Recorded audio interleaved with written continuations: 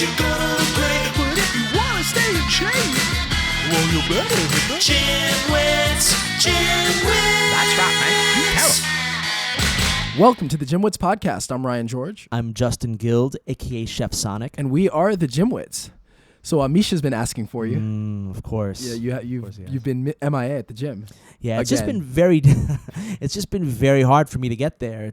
I haven't not been working out. I've been going to my gym next door, but just taking the train down there and giving that level of time. Remember, it's like at least a 3.5 hour commitment to go there, as opposed to just going next door and working out for 45 minutes. Yeah. And just for everyone out there who's wondering, Misha's like 6'10", 370 pounds, He's world not. strongman. He like wants me to hold pads and then kicks as hard as he can. Most of that was false, but that last part was pretty true. And Justin had the bruises to show for it. I did. Yeah. No, I can understand not wanting to go because of that, but no. Misha's a nice guy and listens to the podcast. So he does. He's a big GymWits fan. Oh, yeah, he is. So Misha, thanks for listening. If we don't post, if an episode doesn't go up Monday afternoon, I get a message on Facebook like, what's going on? Where's the new episode? You know what I love about Misha? He's always quick to tell me when technically something hasn't gone right. He's like, yeah, you know that the levels were a little bit off. Yeah. I'm like, oh, great. Thanks for letting me know. No, we need that. No, I know. That means he's listening. Yeah, it's he's true. not just paying lip service or telling it. So that's good. All right. So I hear you have an interesting study to share with all of us. Yes. So we do these episodes every once in a while. We share interesting studies. But since we've been unable to do this as much as I'd like, I'm just going to start talking about them during the show. So we got an interesting study in the news. Also, it's got to be that's the title, but it's got to be something that we want to talk about. But something to think about. When we've talked before about how exercise affects your cognitive abilities, and so this is a study in the Journal of Alzheimer's, and basically, so they're carriers of a I'm not going to be able to pronounce this right, but a polyoprotein E, and people that carry that, it's like a polypoprotein. A polypoprotein E, and carriers of that are more likely, or they're kind of genetically predisposed to developing Alzheimer's. So basically, in this study, the study tracked 6, and so now also this is rare in people, so it's not this isn't commonly found, but people with that have a higher increased rate. So the study tracked 1,600 Canadians over 5 years, and it found that sedentary adults had the same risk of developing dementia as those that were genetically predisposed. So basically, inactivity in itself can increase the risk in the general population, especially when a very small percentage of the population are actually genetically predisposed. So now, am I seeing this right, that we have in our notes here that says that most adults have the gene? No. What am I? No, sorry. Most adults do not have the gene. Oh, they do not have the gene. Okay, so that's why I was higher saying activity, a greater activity level will help to fight against it. So now, if you say you do have the gene, if you are predisposed to this, how important is activity? I have no idea. I'm assuming it can't hurt, but that wasn't part of the study.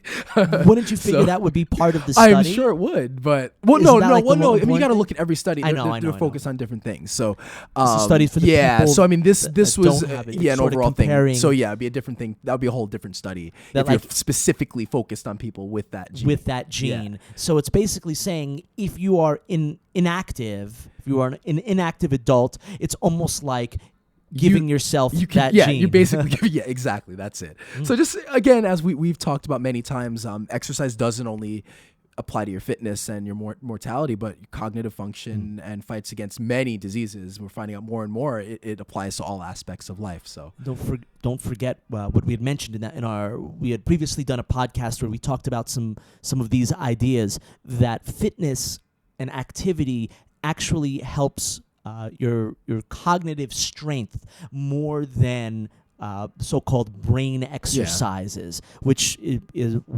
seem to be crazy speak. It's like, how you would figure that playing chess, doing puzzles, and all that stuff would actually help your thinking, and I'm sure it does. Yeah. I'm sure it does. But the science has shown that the activity actually helps more. Yeah.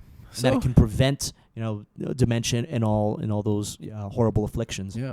So what do we have on tap for today? What are we going to talk about? So 15 years ago when I was really first, it was probably even a little bit more. It was maybe more 17, 18 years ago. Like very first time we were getting into working out. Oh, then that would be like, we were like 16. We're like 16. So, Yeah. So like 19, 18 years ago, something like that.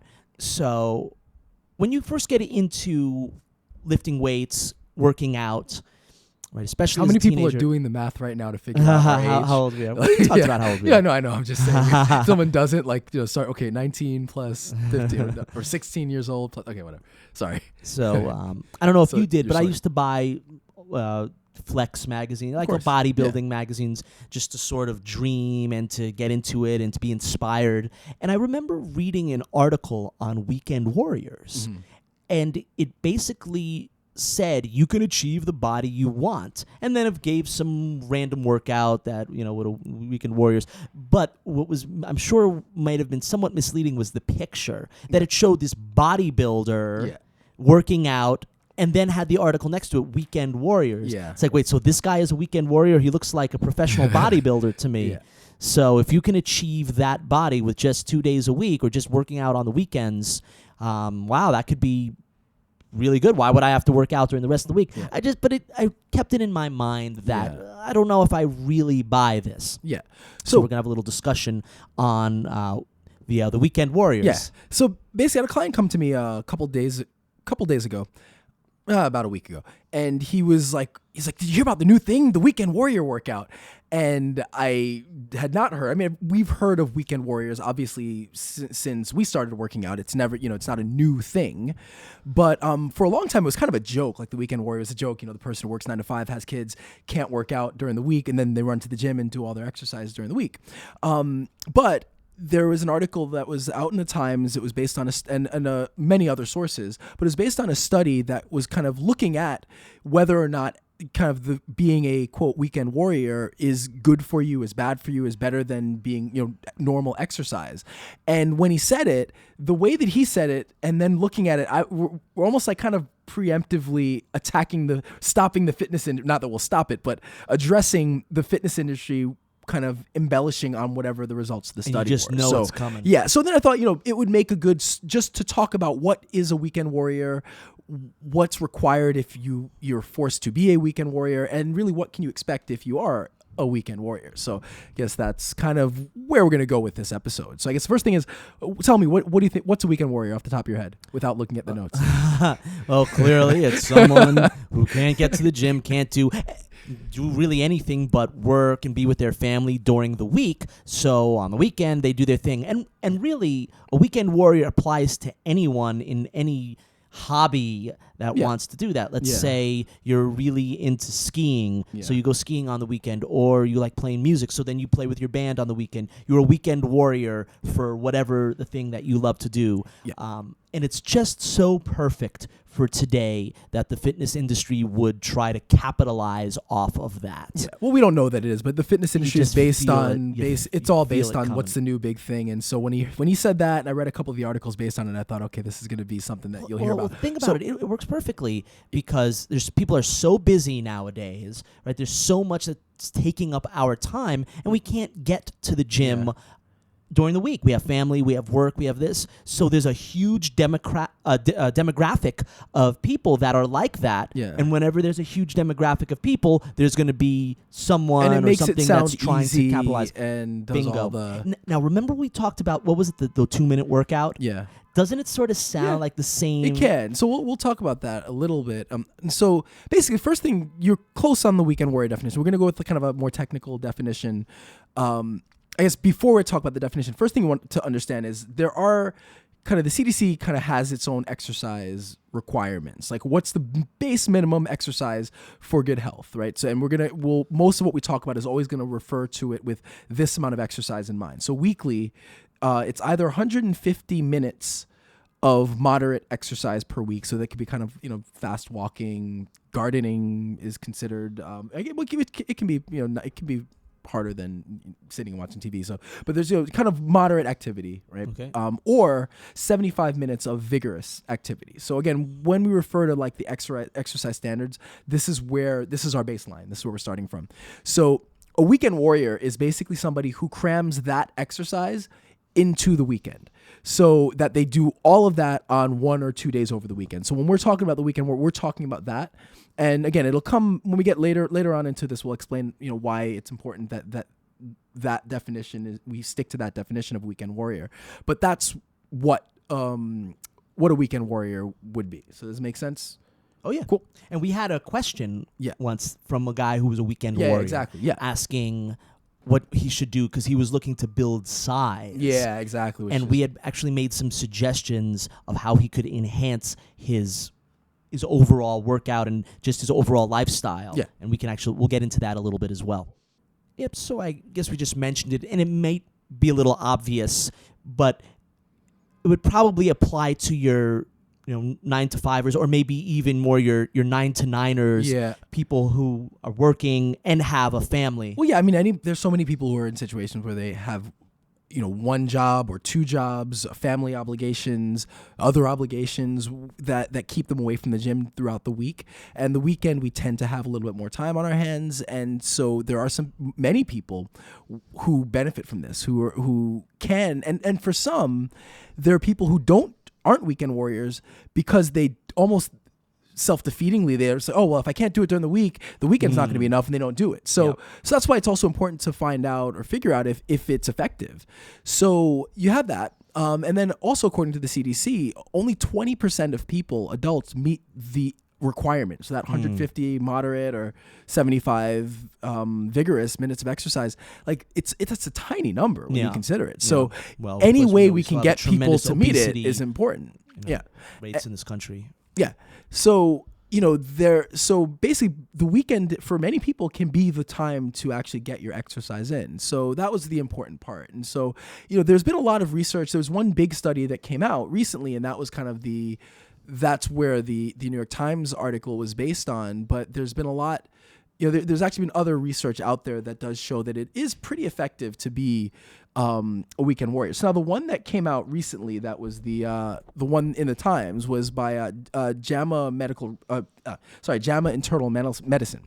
And basically the way that it worked is it was a self-reported study of over 60,000 people, and it went between 1992 and 2012. So it's a long study, and it involved a lot of people. And it showed that basically, so you had your weekend warriors who met their exercise requirement on the weekends. You had active people who met their exercise requirement throughout the week, and then you have sedentary people, so people who are not meeting that requirement. And so a couple of really important things that it did show was that the weekend warriors had a 40% lower risk of death due to cardiovascular disease over the sedentary group, and 30% lower death risk overall, and then 18% lower risk of cancer.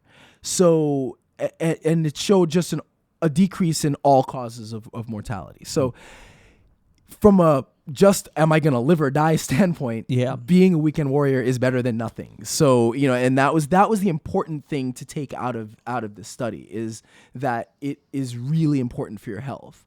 And then just want to mention one thing on the semantics of being a weekend warrior. Yeah. We know that everyone has a different schedule, and for some people, your weekend might be Wednesday and Thursday. Yeah, okay, that's so fair if you're enough. a weekend warrior and all you can do is work out Wednesday and Thursday, the same idea applies to those people. And there are a lot of people, like people who are chefs or something like that, or cooks, and so they have these odd schedules and they're off at the middle of the week. So, or freelancers like me, and they just happen to have these 2 days off.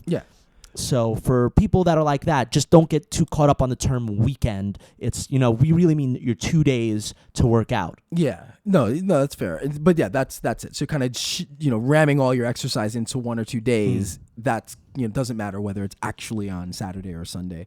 And then a couple other studies. So, there's, the important part here is we're talking about health, but there actually was a study that focused a little bit more on performance. So not a lot, but a little bit. So a 2006 study, it was the way it was run. It was 40 people.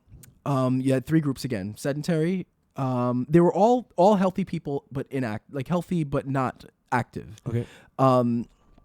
Split into 3 groups. So one group stayed sedentary. one group was active, but they met the requirement over the course of 2 days. And this was done over 12 weeks.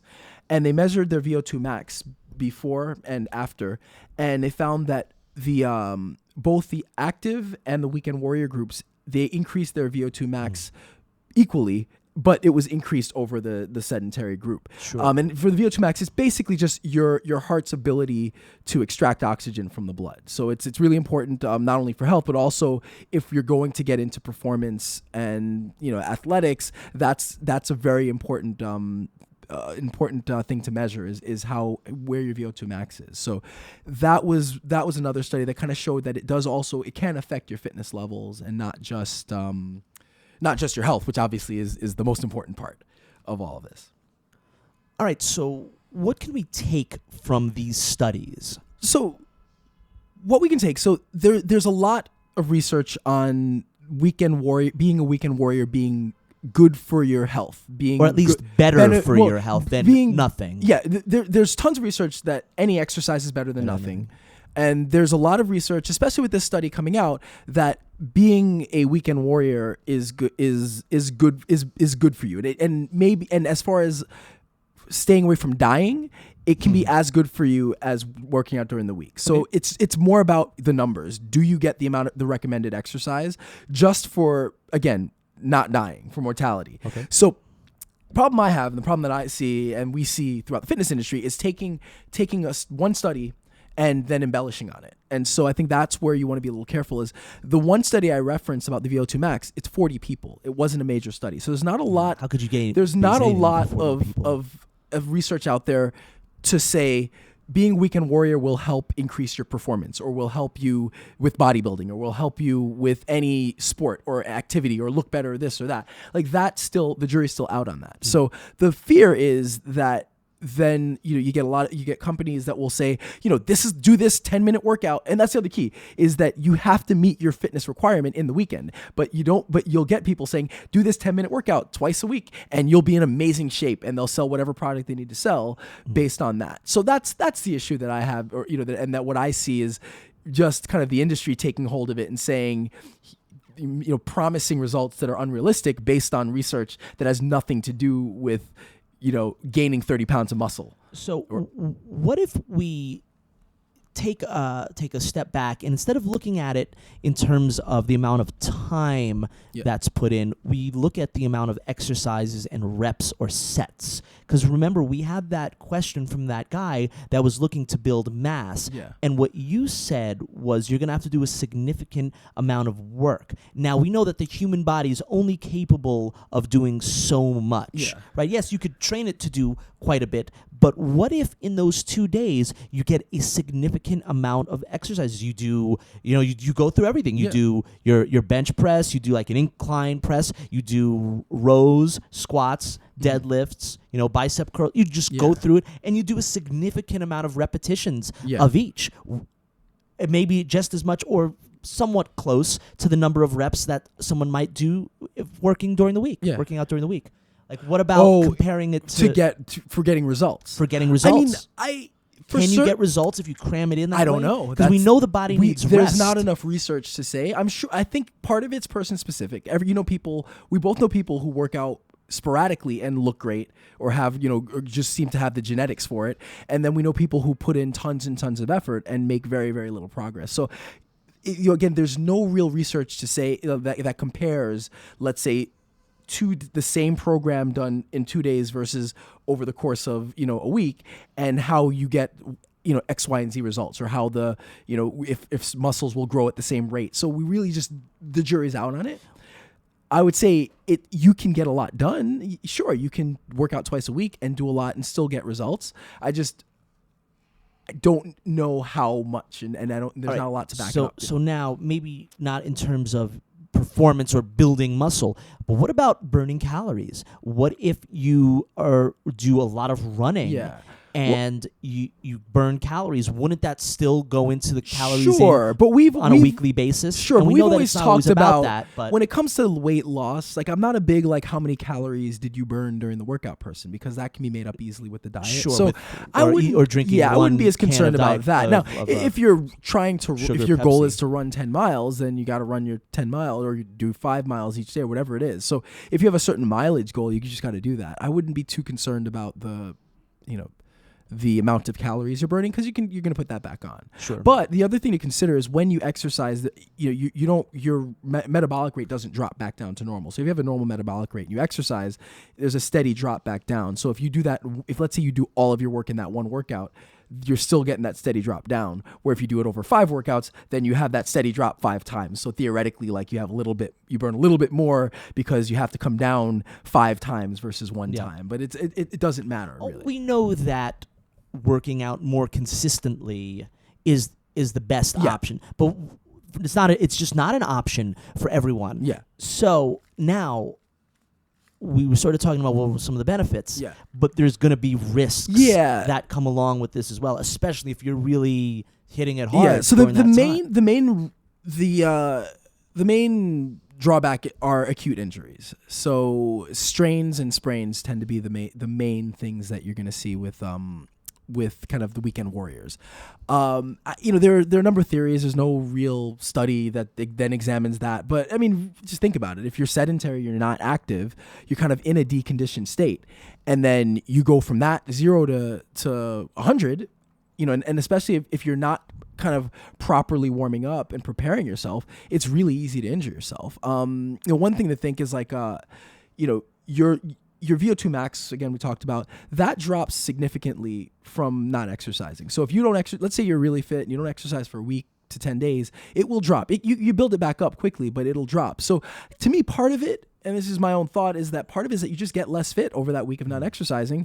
Your body just gets deconditioned, and then you go right back into it. So it's a little bit harder to bring yourself back. So, there's that. There's fatigue. So the muscles fatigue a little bit quicker. And then if you're trying to cram it in and you're working a little bit harder, I think there's just a recipe, a lot of variables, but there's a recipe for injuring yourself. And again, that in itself hasn't been examined, but it's kind of a common sense thing. So if you're somebody who is a weekend warrior, think the really important thing to keep in mind is properly warming up. Maybe spend a little extra time warming up. So, spend 15 minutes just, starting with a walk into a light jog to really get yourself nice and loose. If you're doing strength training, do warm up sets. So if you're bench pressing, don't just jump in and bench a lot of weight. Start with the bar, or start with something light and build yourself up so that you're really kind of getting the joints ready for it. The neuromuscular system also kind of has to be ready for movement. So if you're not training and then you go to training, you've got to retrain your brain and body to kind of work together. So just doing things in a way, it's like you almost have to slow things down a little bit to prepare yourself for the exercise. And, and then know your body. So if you feel like you're fatiguing, slow it down. Don't try to push through it, because it's just going to increase your risk of energy. Do you have any other thoughts on how somebody can... Well, and this, this is very GymWits, right in the planning. But look at your schedule for the rest of the week. Yeah. Now we know that you're a weekend warrior because you can't get to the gym. First off, check out our office survival guide, because we've talked about being, if you're in an office or you're really isolated, you're far from the gym. What are some things that you can do? What are some things that you can do? You can always do little bits of activity. You can try to walk extra. You can stretch. You can stretch while you're watching TV. Throw in maybe 2 days a week. Say you're going to do 100 push-ups. You're going to do some crunches. You're going to do something like that. Those little bits, while they doesn't seem like much, really go far, and it'll help at the very least keep your body a little more in the game. So when you get into the gym, you're gonna feel better. What do you think about that? No, I think that's a good idea. Designing a home workout of just push-ups, some dips, sit-ups, maybe a few squats is really good. Yeah. And if you could, maybe there's a way for you to get to the gym on Wednesday in the middle of the week for 25 minutes, just to do 25 minutes. What do you think about that? So you're a weekend warrior, but if you were able to get to the gym one day, even if it's for 25 minutes, do you think that would make such a big significant difference in the middle of the week? Just in looking the sure, it'll spacing help of with it? anybody. But if we're being realistic and we're kind of sticking with our theme of weekend warriors, I would say the two things that probably help if you can't get into the gym is trying to increase your activity level wherever you can, as far as walking, let's say, instead of taking the train, or taking the stairs instead of taking an elevator, and then stretching. Keep your body loose and focus on your posture. And I say this as my shoulders are hunched over, but if you can correct little things that whatever you can, whether it's your posture or your movement or walking from place to place, stand a little bit standing up, walk to the cubicle next door instead of calling or emailing the person. Like little things like that can kind of help contribute to your overall health.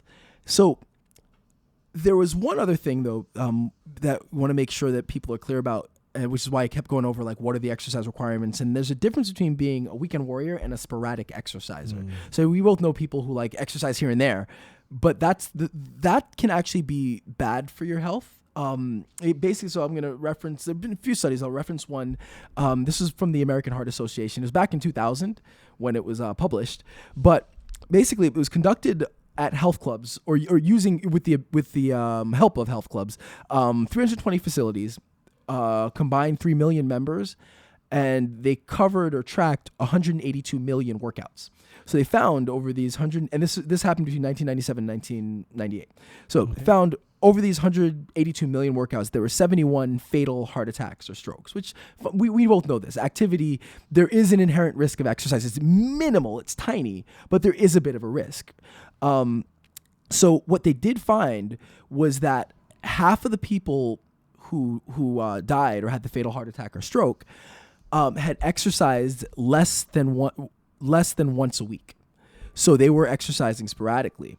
And they also found that these people, generally, they were older age and they had one or more risk factors of heart disease. So that's something to consider, as well, is, if you're going to be a weekend warrior, it's got to be consistent, because if you have any risk factors, then doing the sporadic, I'm going to run to the gym, work really hard, and then I'm not going to go back for 2 weeks, and then all over the place, it can actually be detrimental to your health. So you want to make sure, if you're kind of categorizing yourself, like, you still got to meet those minimum requirements.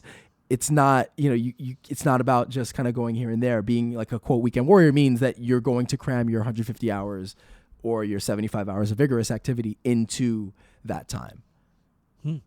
Yeah. All right. So interesting stuff. I think that's it for. If anyone has any questions, please shoot us an email, or if you have anything that you found, warrior? If you're a weekend warrior and you have questions on how anything we can help, or you can help us, or any advice as a weekend warrior, since I'm not, I don't think Justin is. Well, maybe sometimes you are. If you fit your definition of like one or 2 days throughout the week. Yeah. Might be. What do you think would be the product or the service? I've actually already seen books. I've already seen a book it'll called just be workouts. Warrior. Just weekend warrior workouts. Do this workout 2 days. There'll be apps. There'll be some we'll see it. We're already seeing it. Again, do you have some guy, like, who would the face of it be? I don't know. Like what would the model be? Like some guy in a suit that would can come out because they're trying to go to that demographic. I don't know. And then he takes off his suit and he's like, I used to be this. I could see it now. I used to be this. And they're like, social. Okay, I see. Some schlubby like guy, an executive, like a CEO type. Yeah. And I can see that. But then, like, what you don't notice is that, like, in the after pictures, like, his hair is done differently. He's tanned, and like all these other things that go along with it, right? Yeah, and that combined with the fact that he's probably not a weekend warrior. And that he's not a weekend warrior to begin with, yeah. All right, well, we've touched on as much as we can for now with this. So we got an Ask the Trainer, right? We got a question. Yes. You going to read it? Yes. Okay, from Rob K. Hey, Ryan and Justin. Love the podcast. I am a pretty athletic guy. I play basketball twice a week. I work out a few days, and I try to run regularly. This guy's definitely not a weekend warrior. I think I have weak ankle as I'm always twisting my ankle. I've never had a major injury like a break or a tear, but I regularly sprain my ankle. Do you have any recommendations on exercises or footwear for someone with ankle problems? Thanks a lot. All right, that's actually enough for an episode. Some of this, but we'll keep it quick to answer it. So just the first thing about a sprain. Yeah. I don't I'm not a doctor, so is a sprain a medical term? Yeah, Ryan? yeah. Do you know? Is there an official term, yeah. or is it just mean? No, so first thing I would say is, obviously if there might be an underlying problem if someone's constantly injuring themselves. So if there's an underlying problem, that's something that you want to talk to a doctor or PT and see if there are other strategies to correct. So what I'm going to give kind of from my own experience, kind of anecdotally and from what I've read, but I think first off, if there's an underlying medical issue, that's something that you want to get checked out. So I would recommend just getting it checked out, because if you're spraying it a lot, that's, it's not abnormal for basketball. But anyway, I'll give you a little bit of an anecdote for myself, and then I'll tie it in. So we played a lot of basketball and baseball when we were younger, and basketball, at least when we were younger, I don't know, it seems similar today, but basketball and baseball footwear tended to be pretty structurally large, like kind of covered the whole foot, high tops, almost acted like a brace for the foot at times. And, not coincidentally, like I would sprain my ankles all the time. I was always twisting my ankles as a kid. Now you fast forward as an adult. It's only because my crossovers were so that's it. slick that I would twist your ankle. So as an adult, I stopped playing basketball, baseball, because I was not very good at those, but I ended up practicing Muay Thai, which I'm not very good at either. But the one characteristic of Muay Thai is that you train barefoot. So everything you do is barefoot. It's dynamic. You're moving around a lot. Requires agility. Requires footwork. But you're doing it barefoot. And in training Muay Thai, I've never really sprained my ankle, not badly. Like anytime I've twisted it, I've never hurt it. So you consider you're also on a mat most no, of the time. I used to be hardwood. There's hardwood. Floor. No, so yeah, different time. But mats are actually softer. I've actually had more issues on a mat. I believe because there's no way to get foot trapped or something. Yeah, and it's softer, so there's a little more give, so you can turn your ankle. So why would this be the case? It doesn't make sense. Why, when you're wearing something that acts as a brace, why would you sprain your ankle more often? So basically, the idea is that it comes down to a lot to proprioception. We've talked about this before. So proprioception is kind of like your body's dashboard, right? It tells you your awareness of where you are in space. So it's like, how fast am I moving? What direction am I going in? You're getting feedback. Kind of, there's this feedback loop with the body and the environment.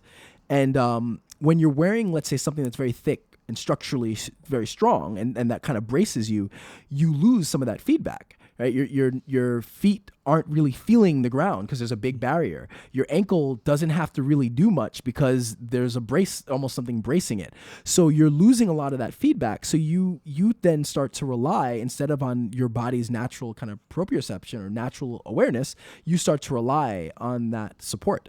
So what happens if you're playing basketball is, yeah, it'll protect you most of the time. But if there's a situation where it doesn't protect you, and now you have to rely on your the joint and your own awareness, you don't have the timing and the quickness to take care of it. And then when you turn on it, you turn on it bad because you can't protect yourself. Now, compare that to somebody who is playing a sport or an activity that requires little or no footwear. You're constantly developing a kind of a awareness between the body, your brain, and your environment, because everything you do requires you to adjust subtly to every little thing, and you turn a little bit, you've got to adjust to that.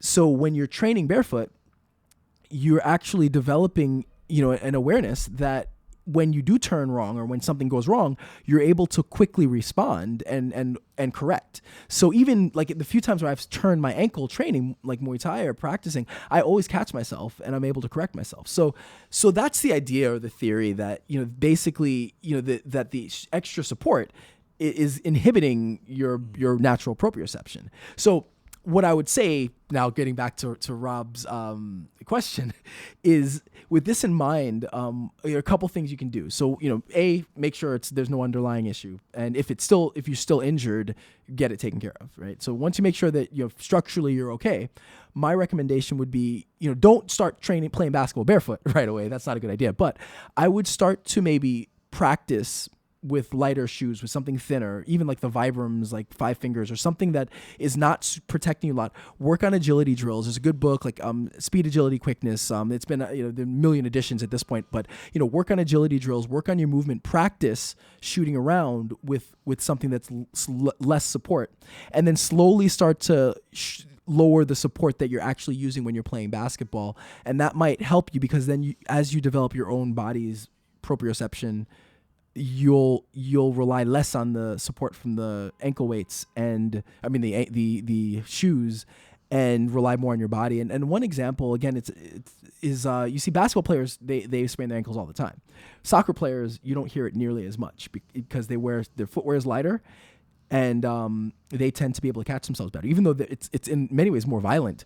They're kicking all the time, they're crashing feet into each other. You don't hear nearly as much about ankle injuries in soccer as you do in basketball, which you'd think it'd be the other way around. But that's because they've developed that ability that awareness that a lot of times you're not going to get if you're basically bracing your foot.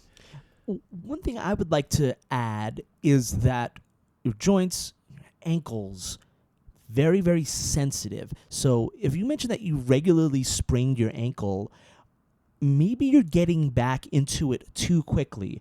I remember I had a grappling match where a guy got me in an ankle lock for a while, and sort of it wasn't. He cranked on it, but it didn't get me at first, and then so I was in it for a long time, and I probably just should have tapped, but I was trying to work different things and get out of it and whatnot.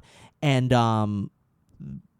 my God, if that didn't go on for like 4 or 5 months, where my ankle was killing me. Same thing. One time someone put me and did a wrist thing and it jerked it, and my wrist hurt me for like 5 or 6 months. Yeah. These things don't heal that quickly. Yeah. So is there a chance that maybe you got back into it without giving your ankle a chance to heal? Yeah, that's properly? a great point, because I think often if you're used to playing a sport or being athletic, it's when you're hurt, it sucks to be out, and and I know so many people who come back too soon. There's a guy, trained his wife, and he's about 51, and he loves playing basketball, and he had surgery like a few weeks. It wasn't major surgery, but it was. He still had surgery on a knee that's been bothering him for years, like a few weeks ago. And then he was back playing basketball the other day, and I was like, "What are you doing?" He's like, "I felt okay today." And then the next day, like his wife was telling me his knee was hurting him. So that's a great point, that you want to make sure that if you do have an injury, that rehab it properly and come back when you're at full strength. Don't come back when you're at like 75% strength, because you're not going to get better like that. Oh, you make it worse. Yeah. Now, what about like an ankle brace or thing? Do you recommend those, or do you think it could make it worse? It depends. It's the same thing like wearing a weight belt. If you wear something if you wear something that is like light material, that kind of that you feel but doesn't brace you, that can sometimes give you feedback, like as far as feeling the joint and the position that you're in. So sometimes the feedback you get from like an elastic kind of ankle, not a brace, but something like if you wrap some elastic around, if you get like an ankle, I'm forgetting the name. What would you call it? Like ankle, I know. Whatever. Something elastic that fits around your ankle. Yeah. If you wear that, but it's not supporting it, then the feedback you get from that, the kind of sensory feedback you get, can potentially help you kind of positioning and feeling where the joint is. Same thing with like weight belts. Weight belts aren't great unless you're lifting heavy weights, because then you're not relying on the core to actually brace your midsection. So, but if you wear like an elastic band around the waist, that can help you press, like kind of contract or brace the abdomen in a way and give you feedback that you're actually bracing properly. So yes, so wearing something can help, but unless you need the brace because the structure, let's say for example, Rob K's, there is an underlying issue with his ankle. He may need to wear something that braces the ankle to keep it more secure. But sure. But again, that's an issue for somebody above my pay grade to determine. So, and I guess one more thing when it comes to exercises, right? You can't really work out the ankle, but you can sort of stretch the joint. No, you can do lots of stuff. I mean, there are muscles and tendons and ligaments and connective tissue that all can be worked on in different ways. So there are things you can do. The sort of circles with your ankles. Yeah, you could do stretches. You could work there's a tibialis anterior, the peroneals. There's a lot of muscles in that area that need to be worked as well. That's a whole other discussion. If we talk about that's something we can actually do a whole episode on. Yeah. So let's not talk about much of that, because that's a whole thing. The muscles that's actually most important to prevent this injury would actually be the core. as you mentioned, by having a strong core and, as you mentioned, proprioception, balance, and just overall control over your body, that will prevent this injury by knowing how to turn. Balance, brace yourself more than figure that, I could work my leg or do calf raises, something like that. You would think. I mean, in context, the core is really that's why I mentioned like doing agility drills, because that you've got to train in the kind of context of the activity you plan on participating in. So like just sitting there and doing like some calf stretches and ankle circles and foot circles like that can be helpful if there's some weaknesses, but if you need to do things in context in order to get stronger and to fix also whatever. Play virtual reality basketball instead. That would most likely prevent the injury. With a remote, or actually playing like. No, like with the thing over your head, so you're not actually playing, but you're just. Well, no, they have the VR thing, but then they also have like this. I don't think it's on the market yet, but like this round disc, and like they have like these shoes that low friction, so you can run around in your own little VR space, which looks amazing. That does look good. What if you have a virtual injury? Do you know any ways of preventing that? I don't know how to prevent that. All right, I guess it's time for exercise of the week. So what's the exercise of the week? You had an idea? Well, I thought it was called the soldier squat, but we looked it up and we couldn't find it. So it is the one-legged squat with a kettlebell. Yeah. So we're gonna do the one-legged squat, and we're gonna hold the kettlebell in the opposite arm. Mm-hmm. So if we're squatting with the left leg, we're gonna hold the kettlebell in our right arm, and we're gonna touch the ground with the kettlebell. Yeah. Yep. So that's it. It's good. Great exercise. We've talked about the single leg squats before, and it's one of the best exercises you can do.